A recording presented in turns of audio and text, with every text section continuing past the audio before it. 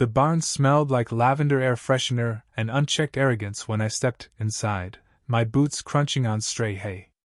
My donkeys Gus, Mabel, and ornery old Rusty were pressed into the far corner, their eyes wide, tails flicking nervously. Overhead, pastel balloons swayed from the rafters, and a gaudy white banner screamed in hot pink cursive, "Saw welcome to the HOA spring picnic saw."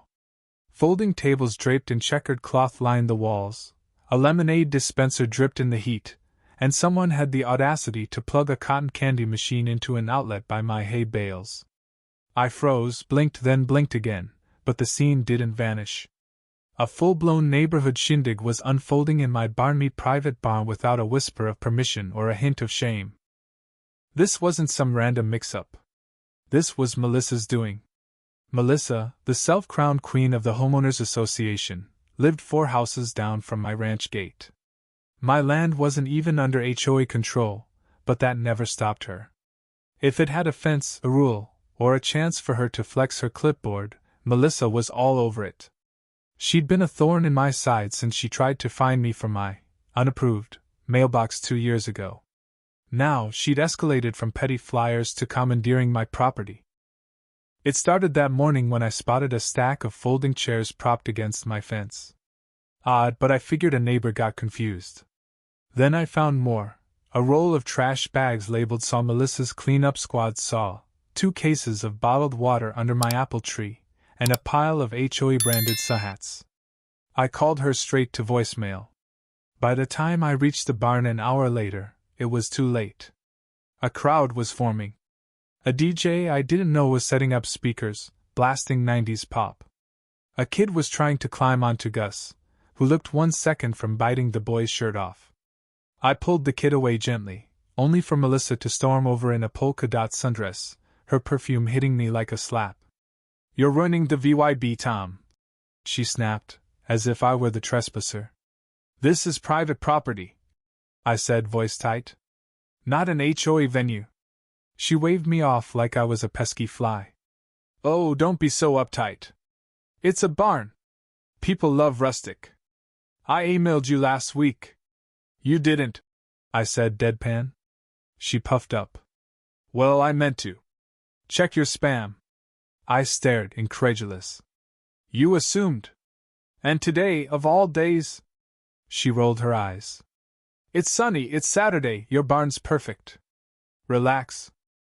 I took a deep breath. "Today's donkey vaccination day." That stopped her for maybe 3 seconds. Then she laughed, like I'd told a bad pun. "I'm serious," I said. "The vet's coming in an hour. This is a biohazard zone.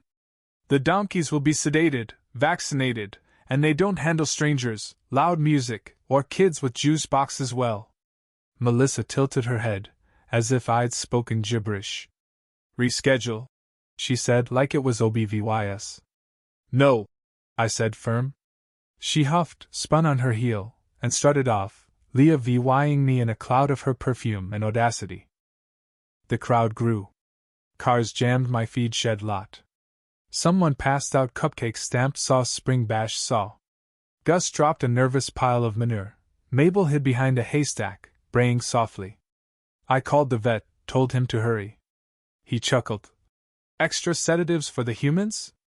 I watched from my porch as Melissa played hostess, GIVYing a speech about community spirit and how she'd secured my barn. I waited, arms crossed, silent. When the vet's van rolled in, 2 techs unloaded crates, and I gave them a nod. They were pros, but they didn't know they were walking into a pastel powder keg. The first scream came when Rusty was haltered. Melissa tried to block the barn door, while VYing her clipboard. "We're using this space," she barked. The vet raised an eyebrow. "Scheduled livestock operation." Owner confirmed. "I'm hosting a picnic," she insisted. "Around unvaccinated animals?" he said. "Ma'am, move your crowd."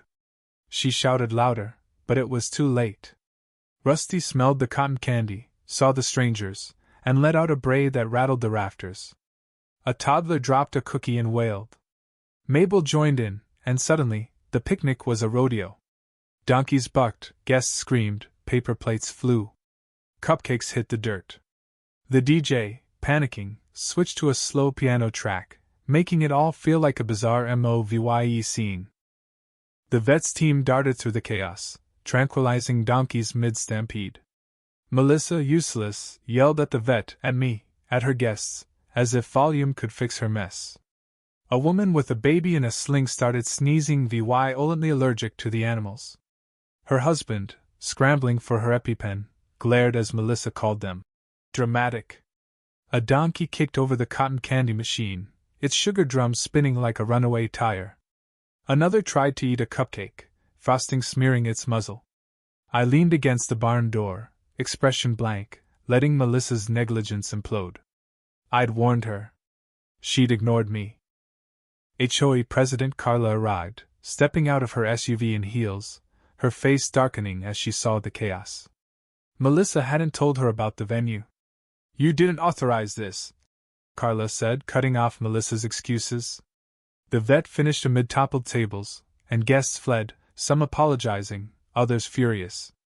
Melissa lingered, snapping photos, muttering about lawsuits. "This is your fault," she hissed at me. "I told you exactly what would happen," I said. "You set me up." "No," I said, turning away. "You did that yourself."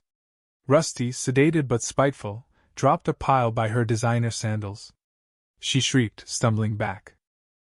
That night I sipped iced tea on my porch, my collie Max at my feet. The barn was a wreck, but the donkeys were vaccinated. I had footage from cameras I'd installed after Melissa's last stunt, every word, every bray, backed up to the cloud. By morning, Melissa was at it again, marching into my barn with a stack of papers. "This is a breach of community cooperation," she declared, thrusting photos and testimonies at me. "Families were traumatized." I leaned against the wall. "They weren't supposed to be here." "You didn't say no clearly," she snapped. I pointed to the camera blinking in the rafters. Her face paled. "It caught everything," I said. "Want to see you telling the DJ to crank the volume while the vet begged people to leave?" She stammered, then fled. I sent the footage to Carla, the county assessor, and a local reporter who loved neighborhood scandals. Carla replied, "I saw everything." The neighborhood group chat exploded. The VY Deo went viral locally, with memes of Rusty leaping a picnic table. Someone made a fan page for him. Melissa went quiet until I found a temporary event permit taped to my mailbox, claiming my barn as a community resource, with a fake HOA seal. I laughed, the first real laugh in days. My land's deed predated the HOA by decades. Then she showed up with a notary, declaring a CIVYL access hearing for a non-existent easement. "Not even close to legal," I said, threatening to call the sheriff. She left, but not before snapping dramatic photos of herself pointing at my barn. I emailed the footage to more officials. The assessor confirmed my deed. The HOA compliance officer promised action. The reporter called it gold. The VY Deo hit the town's Facebook, sparking outrage in t-shirts reading "Saw Community Barn Pa VY Lion Saw." The HOA voted to suspend Melissa indefinitely. A shaky, unsigned note appeared in my mailbox. "I was wrong." "You were right. It won't happen again." I pinned it to my bulletin board and moved on. Spring faded, summer settled in. The HOA, under Carla, fixed sidewalks, not egos. Neighbors brought pies, a donkey-shaped wind chime, support. A magazine ran a feature. The barn fiasco. But I declined an interview. The donkeys had said enough. The next vaccination day came, quiet and crisp. The vet brought carrot cupcakes, joking about Rusty's fame. Halfway through, a car pulled up. It was Melissa, alone, holding a white box. "Herbal calming treats," she said softly. "For the animals. I know I caused damage. I thought I was helping, but I was hurting people." I took the box, nodded. "Staying in the HOA?" She shook her head. "Carla's better. I tried to control what wasn't mine." She left, no drama, just a quiet wave. I sat on my porch that night, scratching Rusty's ears. He huffed, content. I nailed a new sign to the barn, saw welcome to the barn. Entry by NVY Tathion only. Donkeys first. Saw the ranch was peaceful, the chaos a memory. Melissa might return, but I'd be ready with cameras, the town, and donkeys who'd already ridden her reckoning in hoofprints and hay. If you were the one in this story, how would you react? Would you stand up and fight back, or accept the unreasonable pressure and control from the HOA? Share your thoughts in the comments below. And don't forget to subscribe, like, and share this video with more people. Your small action gives us the motivation to keep bringing you more intense and engaging stories. Thanks for watching, and we'll see you in the next video.